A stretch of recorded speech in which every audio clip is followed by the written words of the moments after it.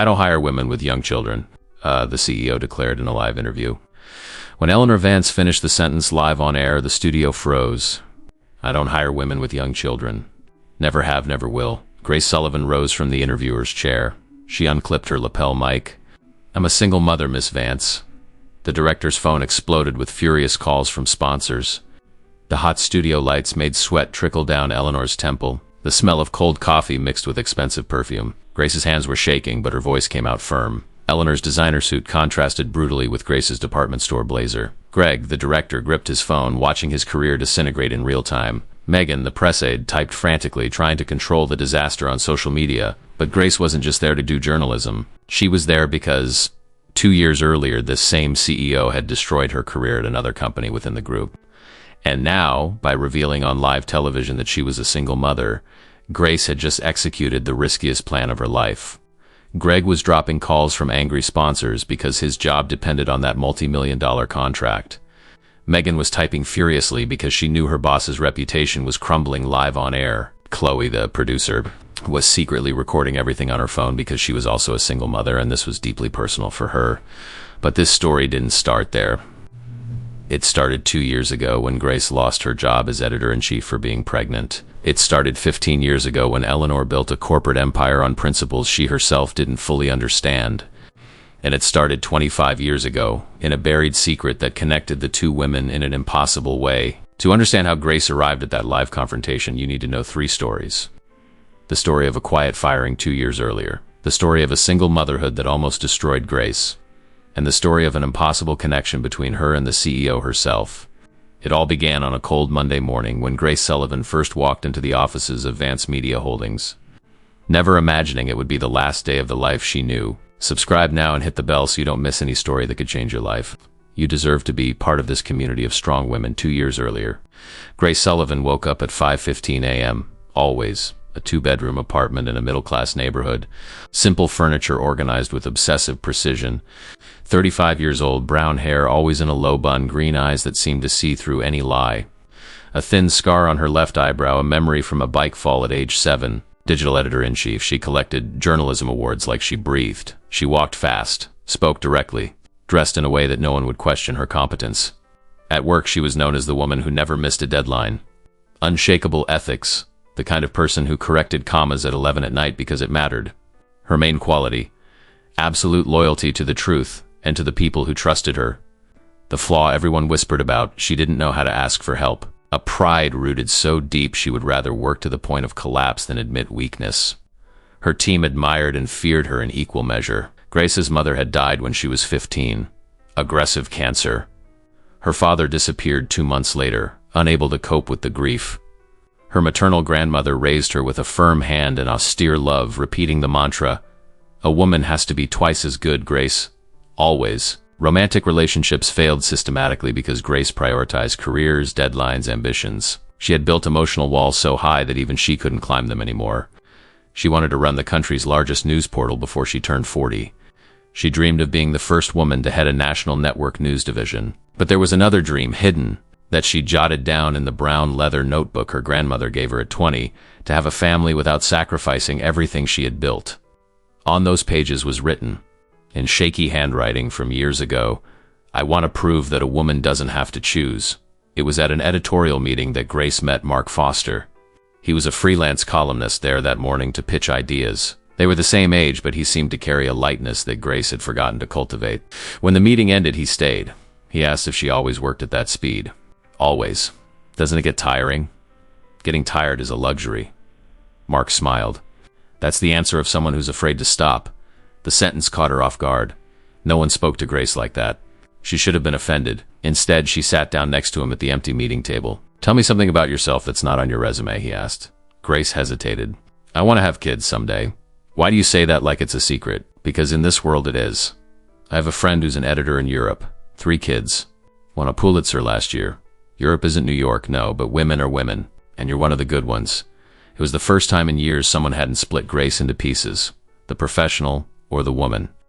Mark saw her as a whole. She accepted his invitation to dinner. 3 months later, they were together. 6 months later, they lived in the same apartment. He was the first man Grace allowed to cross her walls. The night he said, "I love you," for the first time, she replied, I still want to have kids. He held her face. Then we'll have kids. Together. The Vance Media Holdings newsroom occupied 3 floors of glass and steel in Midtown Manhattan. Permanent air conditioning, the smell of industrial coffee and ambition, white walls, minimalist decor, fake plants. The meeting rooms were named after countries where the company operated. The open plan office was a silent war zone where everyone competed while smiling. The hierarchy was crystal clear. Men held 7 of the 9 directors' chairs. Women had to prove their worth daily, while men only had to prove it once. The few female executives who reached the top were celebrated as exceptions, never as the rule. Grace watched, took notes, and swore she would change it when she got there. The unwritten rules were stricter than any contract. Motherhood was seen as a distraction. 6 months of maternity leave on paper, but 3 in practice because the company needs you. 24/7 availability was expected. The appearance of effortless success was mandatory. Grace fit into that world because she had no children, no limits, no life outside of work. Until then, the first sign came as a casual comment. Grace was in the conference room when she heard 2 HR directors talking outside. They let Patricia go. A shame. Why? Pregnant. 3rd month. But she was good. She was asterisk. The past tense bothered her more than the present. Grace said nothing. She thought maybe it was a coincidence. Eleanor Vance was a corporate legend, self-made, built a communication empire from scratch by 28. At 52, she commanded 7 companies in 4 countries. Relentless in negotiations, known for firing executives in under 5 minutes if they didn't deliver results. There were videos of her in interviews saying controversial things. Motherhood is a choice, so is a career. No one has both with excellence. Grace had never met her personally, but she admired her from afar. Women had to be ruthless to survive, Grace thought. Eleanor was living proof. On the last Friday of peace Grace would have in years, she discovered she was pregnant. Mark was traveling for work. She took 3 tests, all positive. She sat on the bathroom floor, hugged her knees, and for the first time in a decade, cried with happiness. She called Mark at 9 at night. He answered, euphoric. Grace, I got it. The international contract I wanted. She took a deep breath. Honey, I have news too. Silence on the other end. I'm pregnant. The silence stretched. 5 seconds. 10, Mark. He hung up. It was precisely this decision to be a mother without abandoning her dreams that would lead Grace. Weeks later, to make the most dangerous decision of her life. To trust that her company would protect her. 3 months later, Mark never came back. He blocked Grace's number, moved out without warning, and vanished like vapor. She spent the first few weeks alternating between anger and despair, but she had no time to fall apart. She had a life growing inside her and a career that depended on her appearing invincible. She decided to tell the company at the right time. Strategic. Professional. The summons arrived via email at 9:15 a.m. on a Tuesday. Urgent meeting with HR to 2 p.m. Conference room, Tokyo. Grace didn't think much of it. Maybe it was about the promotion that was being discussed. She entered the room punctually. 3 people were waiting, the HR director, the general counsel, and her direct supervisor, Richard. No one smiled. Grace, we need to talk about the department's restructuring. Her stomach sank. Restructuring? We're redistributing functions. Your position is being absorbed by another area. Are you firing me? We are terminating your contract. It's a strategic decision. The room spun. Grace felt her hands go cold, sweat on her back, her voice catching in her throat. 4 years of impeccable work. 8 awards. Not a single warning. Why? Richard avoided her gaze. The company is moving in a new direction. She knew that language. She had seen other women receive the same sentence. She took a deep breath. I'm pregnant. The silence in the room was absolute. The HR director straightened the papers on the table. That has no bearing on our decision. Of course it does. Be careful with accusations, Grace. Our policy is clear. Richard finally looked at her. You'll receive all your benefits, 3 months severance. An excellent letter of recommendation. He pushed an envelope across the table. Inside, the separation agreement. And a clause in fine print. Total confidentiality about the reasons for her dismissal. Grace looked at the faces around her. A few colleagues were watching through the glass wall, but they looked away when she met their eyes. Chloe, the producer she always had lunch with, pretended to check her phone. The silence was deafening.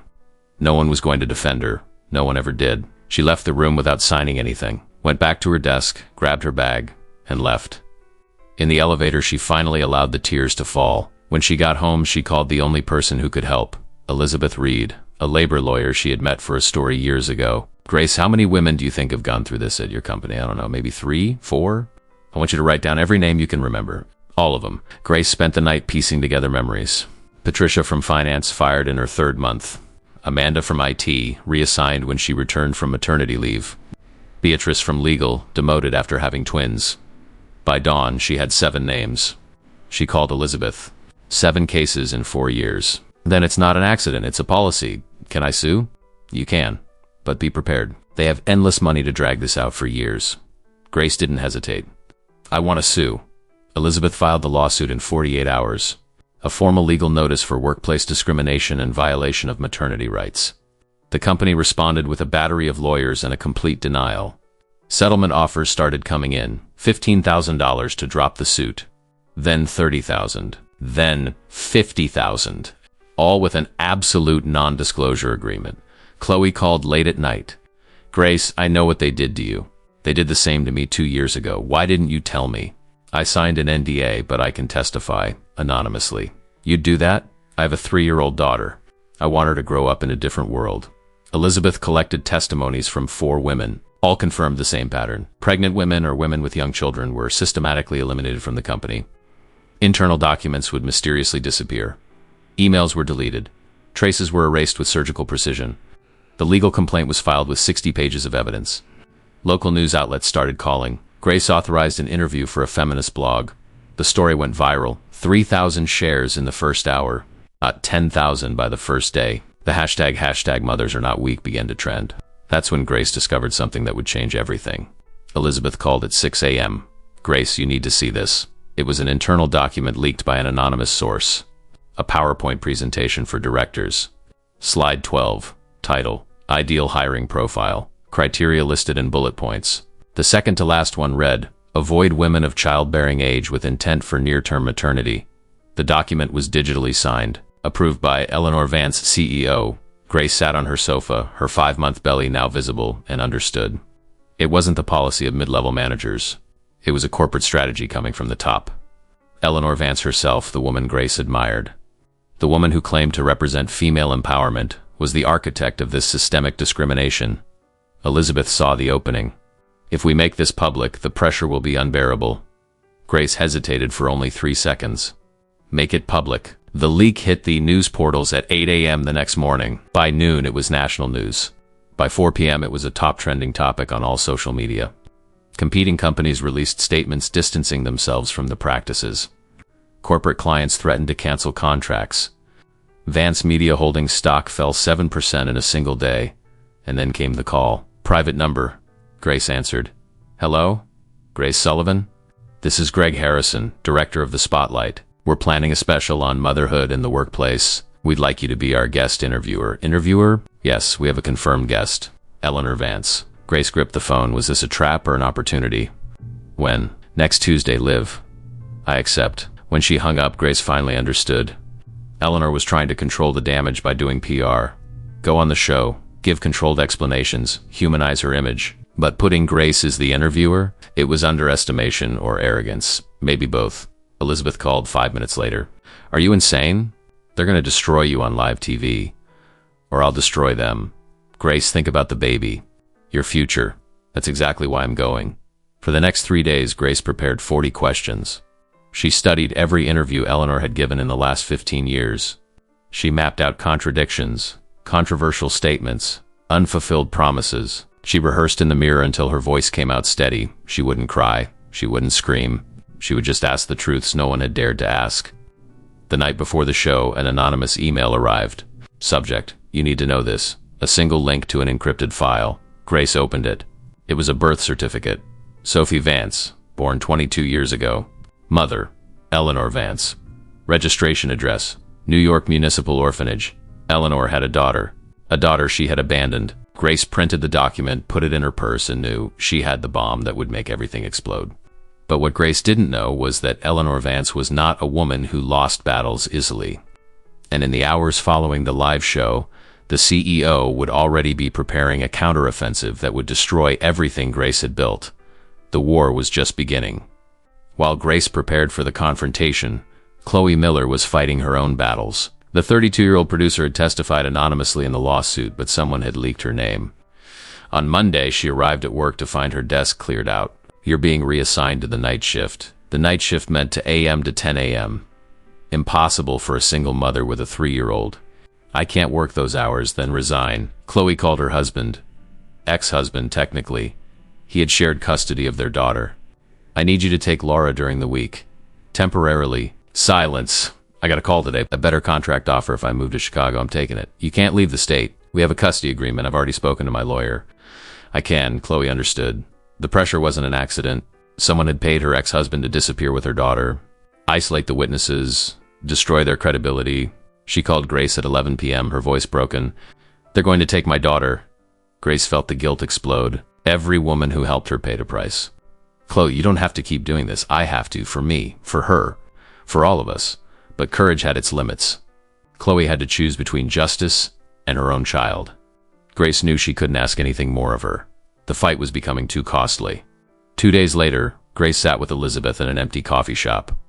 She needed to tell her something she had never told anyone. Elizabeth sensed it. What are you holding back?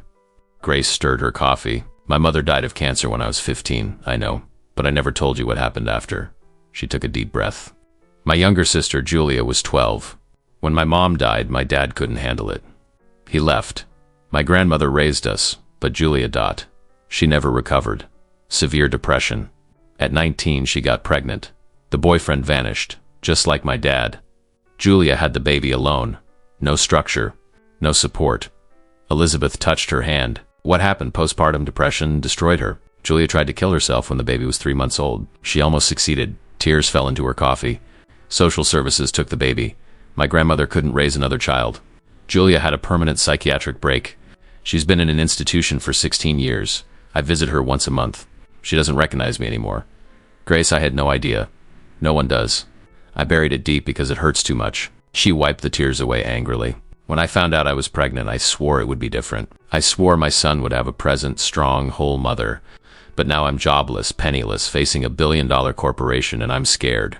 Her voice broke completely. I'm scared I'll end up like Julia. I'm scared I won't make it. I'm scared I'll fail my son before he's even born. Elizabeth hugged her. You are not your sister. You have a structure. You have a fight. Do I, or do I just have pride disguised as courage? You have both, and that's what's keeping you alive. Grace cried on the lawyer's shoulder, allowing someone to see her broken for the first time. The pressure was crushing her, and with every passing day, the fear grew. Meanwhile, in a glass office on the 40th floor, Eleanor Vance was also facing her ghosts. Megan, her trusted aide, walked in without knocking. Eleanor, we need to talk about the show. There's nothing to talk about. I'll explain company policy, and we'll turn the page. What if she asks about Sophie? Eleanor froze. How do you know that name? Everyone knows. The birth certificate leaked. Eleanor stood up, walked to the window. 52 years old. 3 failed marriages. 7 companies. 0 children, officially. I was 27. I was building the company from scratch, working 18-hour days. I got pregnant from an insignificant affair. I knew I couldn't be a mother and a CEO at the same time. Someone was going to suffer. I chose for it to be her. You abandoned your daughter at an orphanage? I let her be adopted by a family that could give her attention. I couldn't. She turned to Megan.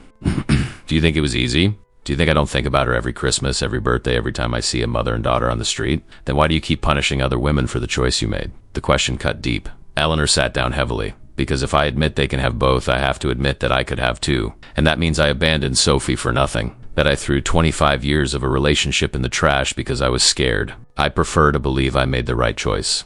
That motherhood and career are incompatible. Because if they're not, double quotes, her voice failed. Then I'm just a cowardly mother who ran away. Megan was silent. Eleanor was human. Broken.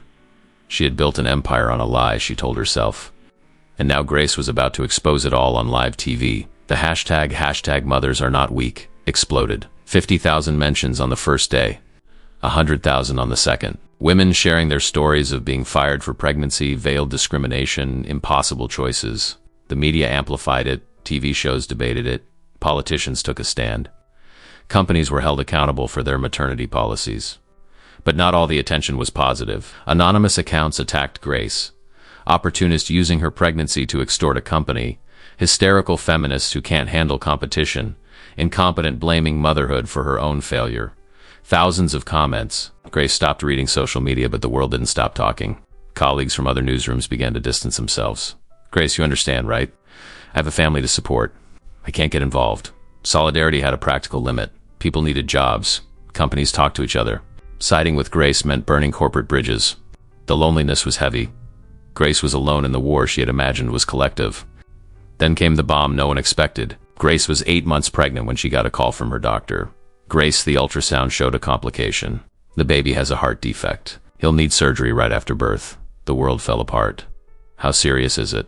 Serious, but treatable. The surgery costs between $80,000 and $120,000. Grace hung up. She looked at her bank account. $8,000. 4 years of savings consumed in 6 months of unemployment. The lawsuit wasn't making money, only spending it. She needed $120,000 in weeks. Elizabeth suggested a GoFundMe. They created a campaign. Help a single journalist save her baby. They raised $12,000 on the first day. Then it slowed down. Fake profiles started attacking. She's using her sick kid to make money. Emotional grifter. The campaign died.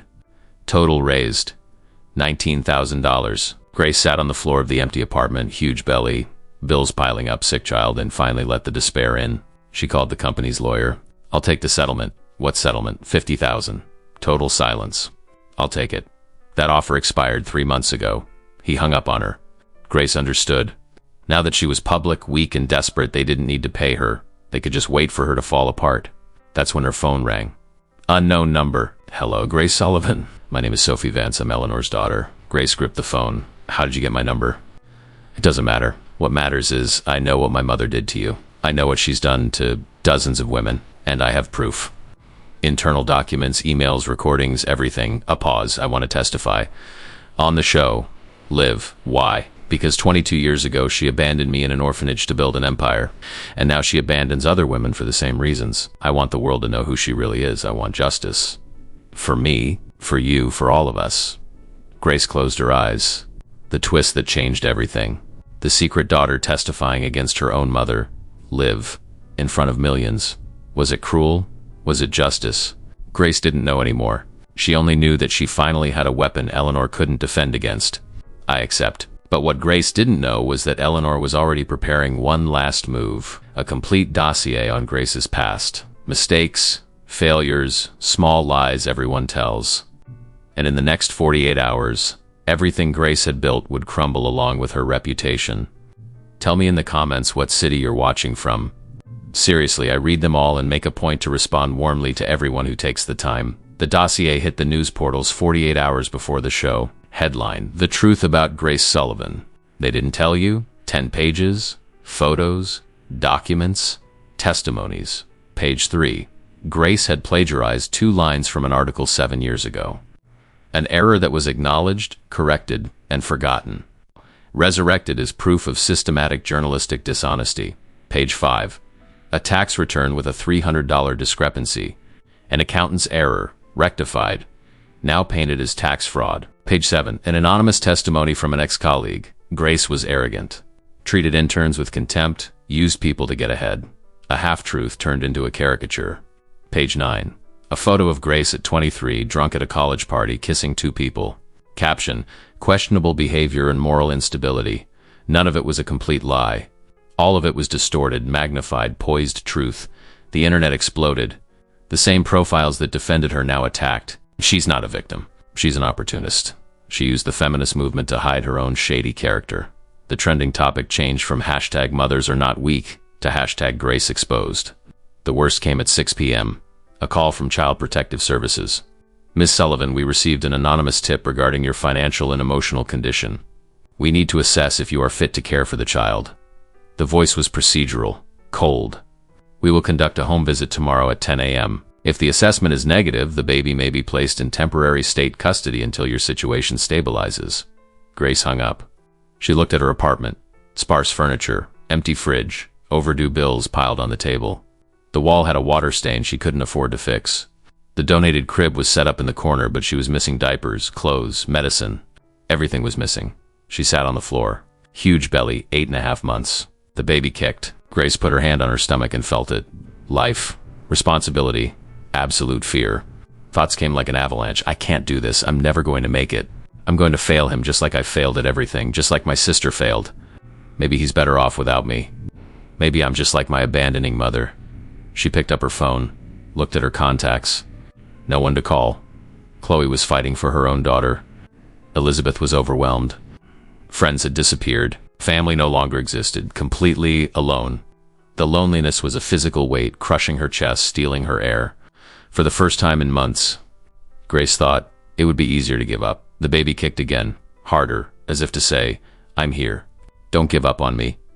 Grace cried until she had no tears left. Then she just stayed there, on the floor, empty. The war was lost. Eleanor had won. The system had won. Grace had no strength left. At 11 p.m. the phone rang. Elizabeth. Grace thought about not answering. She answered. "I saw the dossier. Everyone saw it. Grace, are you going to give up?" "I have no choice. They're going to take my son, then fight for him." "I fought. I lost everything." "You lost battles. You haven't lost the war." Elizabeth took a deep breath. "Listen, I know you're tired. I know you want to quit. But answer me one thing. When you started this, why? For the money? For revenge? For pride?" Grace closed her eyes. "For my son, so he could grow up in a different world. Then he's still here, inside you, alive, counting on you.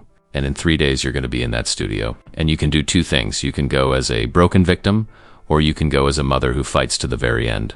Choose. Silence." But I became exactly what I hated, Elizabeth. I turned a collective cause into personal revenge. I used a movement to feed my ego. I exposed other women to risk because I wanted to prove I was right. Chloe might lose her daughter because of me. I'm just as guilty as Eleanor. Maybe worse. Because at least she's honest about who she is. I lied to myself saying I was a hero. Admitting your mistakes doesn't make you a villain. Makes you human.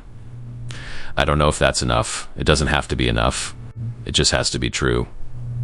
Grace took a deep breath. She felt the baby move. She thought of her sister in the institution who no longer recognized her. She thought of her mother who died too young. She thought of the women who shared their stories under #MothersAreNotWeak. She thought of Chloe risking everything. She thought of Sophie, the abandoned daughter, wanting to confront her own mother. What do I do? Go on the show. But don't go to destroy Eleanor. Go to tell the truth. All of it, including about yourself. Your mistakes, your flaws, your real motivations. Vulnerability is strength, Grace. It always has been. And if I still lose, then you lose on your feet, and your son will know his mother fought until the very last second. Grace hung up. She looked at the empty apartment, at the donated crib, at her huge belly. She made the hardest decision of her life. She would not give up. But she wouldn't pretend to be perfect either. She would go on the show with no armor, no attacks, no strategies. She would just be honest, completely, dangerously. She called Greg, the show's director. "I'll be there, but on one condition." "What?" "I speak first." 5 minutes, uninterrupted. Then Eleanor responds. "Then we talk." "That's not in the script. It's that or nothing." Silence. "Okay." Grace spent the next 2 days preparing not attack questions, but a confession. She wrote it all down. The mistakes, the pride, the revenge disguised as justice, the fear, the loneliness. She wouldn't hide anything. If she was going to lose, she would lose telling the truth. The morning of the show, she put on the only blazer that still fit. Simple, understated lipstick, no heavy makeup, belly prominent. She arrived at the studio at 2 p.m., 3 hours early. She needed to calm down. Chloe was there. She hugged Grace in silence. "I got my ex's move postponed. 1 week I'll testify if you need me to. You don't have to risk anymore. I need to. For me." Sophie arrived at 3. 22 years old, she looked both frightened and determined. She looked at Grace. "Do you think I'm cruel for exposing my own mother? I think you're brave and broken. Like me. Are you going to destroy her?" "No. I'm just going to tell the truth. About her and about me." Sophie breathed a sigh of relief. "Then me too. The truth, not revenge." Eleanor arrived at 4. She came in through the back door surrounded by aides. Megan, the press aide, seemed to see them and hesitated. She whispered something to Eleanor.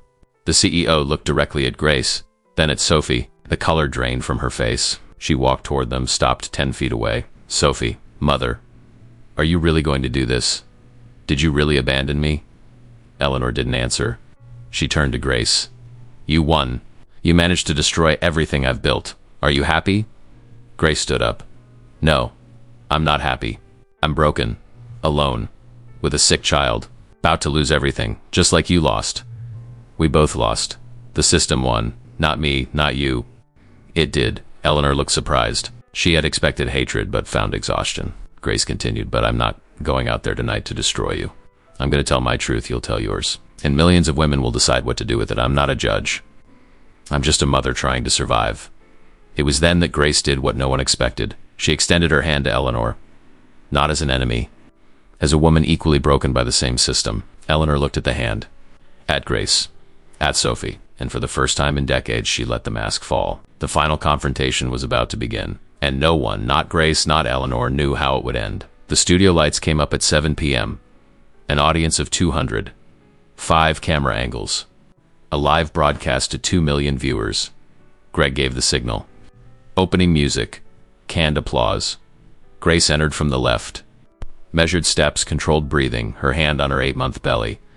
The simple blazer contrasted with the set's luxury. She sat in the interviewer's chair, adjusted her mic, looked directly into the main camera. Eleanor entered from the right. Designer gray suit, impeccable hair, perfect posture, but her eyes betrayed her. Fear. For the first time in decades, real fear. She sat in the guest chair, crossed her legs, waited for the attack. Greg began. Good evening. Tonight, we have a special program on motherhood in the workplace. Our guest is Eleanor Vance, CEO of Vance Enterprises, and our interviewer is Grace Sullivan, the journalist at the center of a corporate discrimination controversy. Grace took a deep breath. Before we begin, I need to say something. 5 minutes, uninterrupted, please. Greg hesitated. He nodded. Grace looked at the camera, not at Eleanor, at the millions of women watching. My name is Grace Sullivan. I'm 37 years old. I'm 8 months pregnant. I'm a single mother. I was fired for being pregnant. I sued my former company. I became the symbol of a movement I didn't ask to lead. And I need to confess, I failed. A pause. The audience went completely silent. I started this wanting justice. But along the way, it turned into revenge. I used the movement to feed my ego. I exposed other women to risks without thinking of the consequences. A friend might lose custody of her daughter because she helped me. I turned a collective cause into a personal war. And I did it all telling myself it was for the greater good, but it was for my wounded pride. Tears began to fall. Grace didn't wipe them away. 7 years ago, I plagiarized 2 lines of an article. A stupid mistake. I admitted it, I corrected it, but I did it. I'm not perfect. I had a tax discrepancy from an accountant's error, but it was my responsibility. I treated interns harshly when I was under pressure. I drank too much at college parties. I've made the mistakes any human makes, and when I was exposed, I felt ashamed, not of the mistakes, but of pretending I was better than everyone. She finally looked at Eleanor. So before I judge you, Miss Vance, I have to judge myself. I failed. As a professional, as an activist, as a human being. And if my son is born and CPS decides I'm unfit, it will be because I truly was. Not because the system is unfair, but because I put my pride above wisdom. Absolute silence in the studio, but in one thing I did not fail, in loving my son before he was even born. And for him, I am here, not to destroy anyone, but to ask sincerely, why do women have to choose between a career and motherhood when men never have to? The audience erupted in applause. Grace wiped her tears. Eleanor was looking at her with an unreadable expression. Greg looked at Eleanor. Miss Vance, your response? Eleanor opened her mouth, closed it, started again. I wasn't expecting this. Were you expecting an attack? I was expecting hatred. You have every right. Grace shook her head. I don't want hatred anymore. I want to understand. Why did you do it? Eleanor looked down at her own hands. 52 years of armor beginning to crack because I had to choose. At 27, I was building my first company. I worked 20-hour days. I got pregnant. I tried to do both. It lasted 3 months. I was failing as a mother and as a CEO. I broke down. I made a choice that has haunted me for 25 years. You abandoned your daughter. Eleanor flinched. I put her up for adoption. I thought it would be better for her to have present parents than an absent mother. But you didn't put her up for adoption. You left her in an orphanage. The voice came from the audience. Sophie stood up. Cameras swiveled. Producers panicked. Eleanor turned white. Mother, I was never adopted. I stayed in the orphanage until I was 18. Then I was on the streets. I worked 3 jobs to pay for college. I graduated without you even knowing I existed. And when I found out who you were, you know what I felt? Not anger, pity. Eleanor stood up. Her legs were shaking. Sophie, ... quotes. You abandoned your daughter and then built an empire based on the idea that motherhood is weakness. You know why? Because if you admit that motherhood is strength, you have to admit that you were weak, that you ran away, that you threw me away because you were scared. I was scared of failing, and you did fail. You failed me. And now you fail thousands of women who work for you. Eleanor broke down. Literally. She sank into her chair, her face in her hands, and sobbed. She cried out 25 years of regret, guilt, and the lies she had told herself. You're right. I ran away. I built an empire to prove I made the right choice. But it was a lie.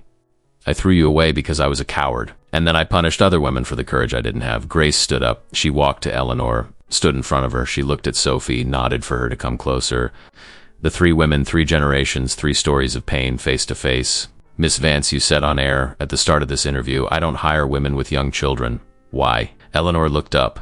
Her face was destroyed. Because if I hire them, I have to admit they can achieve what I couldn't. And that forces me to face the fact that I abandoned my daughter for nothing, and now live in front of 2 million people. Your daughter is here. I am here. What do you say? Eleanor stood up. She looked at Sophie. I failed you. There is no possible forgiveness. But I can start to do differently. She looked at Grace. And you showed me that courage isn't making impossible choices. It's admitting when you're wrong. She turned to the camera. Her voice was firm. My name is Eleanor Vance. I abandoned my daughter 25 years ago. I built a company by discriminating against pregnant women and mothers. I was wrong. Completely. And as of today, that changes. Megan's phone began to vibrate violently. Then Greg's. Then every producer's. Sponsors pulling out in real time. The stock tanking. The board demanding her resignation. Everything was collapsing. Live. But something else was happening. The studio phones were ringing. Emails were exploding. Chloe ran onto the set. Grace, 20 companies have called offering you a job. 50,000 people have donated to the baby's surgery. We've raised $120,000 in 10 minutes. The audience rose to their feet. Genuine applause. Not for the drama, for the honesty. Grace sat down crying. Eleanor hugged Sophie for the first time in 25 years. Her daughter hesitated, then she hugged back. Greg tried to wrap up, but Grace raised her hand. One last thing. Miss Vance, are you resigning? Yes, today, right now. And what will you do? I'm creating a fund for single mothers, $100 million to start. I'm going to spend the rest of my life correcting what I did wrong. Grace took a deep breath. She looked at the camera. Change is possible. When we stop pretending to be perfect and start being honest. Thank you. But the story didn't end there. Because 6 months later, the consequences of that day were still echoing for every woman involved. 6 months later, the office was on the 10th floor of a modest building downtown. Walls painted light blue, real plants in the corners, the smell of fresh coffee. A plaque on the door read, The Mothers Network Institute, supporting women in the workplace. Grace Sullivan, now 38, arrived at 8 a.m., not 5:15.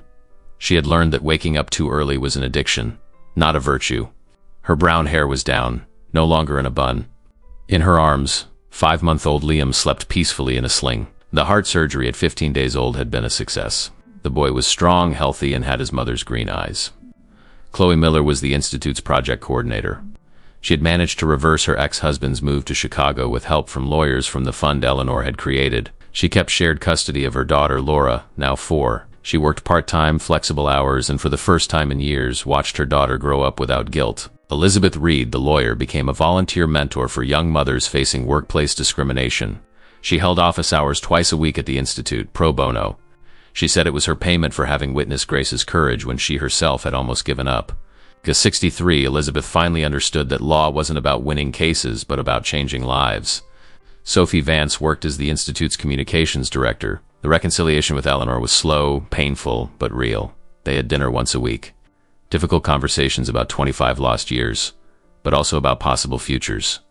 Sophie still didn't call Eleanor Mom, but she called her by her first name, no longer Miss Vance. It was a start. Eleanor had resigned as CEO the day after the show. She sold part of her stock, keeping a board seat only as a consultant on corporate culture. She invested $150 million in the fund for single mothers. She visited the Institute every Friday. She carried the weight of 25 years of wrong choices, but she had finally stopped running from them. Mark Foster, the ex who abandoned a pregnant Grace, sent a text 6 months later asking to meet his son. Grace replied, Liam has a father, himself. You had a choice. You chose to disappear. Live with it. She blocked his number. For the first time, Grace didn't feel anger, just indifference, and indifference was freedom. The internal changes were visible in external actions. Grace asked for help now. She shared the load with her team. She arrived late without guilt when Liam needed her. She learned that motherhood wasn't a disguised weakness, but a strength that demanded vulnerability. And vulnerability required a courage greater than any corporate war. On a rainy Thursday, Grace received an unexpected invitation. Same studio, same show, but now as a guest, not an interviewer. Eleanor would be a guest too, a special. 6 months later, what's changed? Grace accepted. Eleanor did too. They arrived at the same time, 6 p.m. The studio looked different, softer lighting, comfortable armchairs instead of rigid chairs. Greg, the director, greeted them both warmly. When the lights came up, Grace walked out carrying Liam. Eleanor walked out beside Sophie. The four of them sat together, not apart. Greg began, 6 months ago you were here as enemies. Today is what? Grace looked at Eleanor. She smiled. Unlikely allies. Eleanor held Sophie's hand. Women learning that strength isn't solitude. It's connection. The interview lasted 40 minutes. No attacks, no drama. Just two women telling how they lost everything to find what really mattered. Liam cried in the middle. Grace breastfed him right there, on air. No one cut away.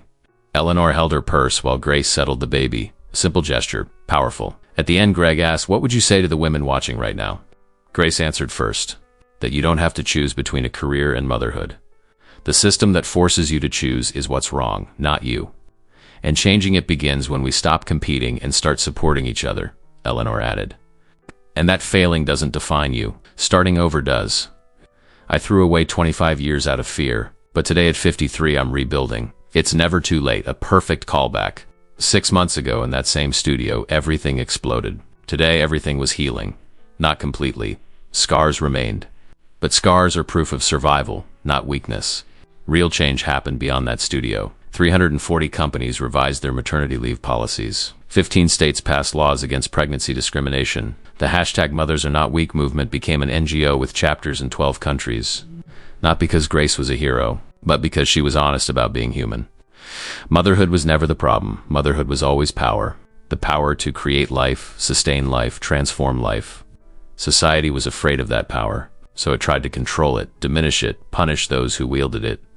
But when women stopped asking for permission and started demanding respect, the world had to change. Slowly, painfully, but it changed. Grace didn't become a multinational CEO. She didn't win international awards. She didn't get rich or famous. But every morning she woke up next to Liam, went to work making a real difference, and came home in time to give him his bath. She had a life, not a performance of a life, and that, she discovered, was a greater victory than any corporate title. And you? Have you ever had to choose between being a mother and being a professional in a way that no man around you ever had to? Have you been judged for wanting both or for choosing one over the other? Have you ever felt that your motherhood was seen as a weakness when it should be celebrated as a strength? Share your experience in the comments. Your story of struggle, overcoming, or transformation might be exactly what another woman needs to hear today. We change the world one story at a time. Your voice matters. Your experience matters. You matter. Subscribe to the channel for more stories of real women facing real challenges. Leave a like if this story touched you. Next week, the story of the woman who discovered her husband's affair at 55 and turned her pain into a culinary empire. Remember, your age isn't your limit, it's your accumulated wisdom. See you soon.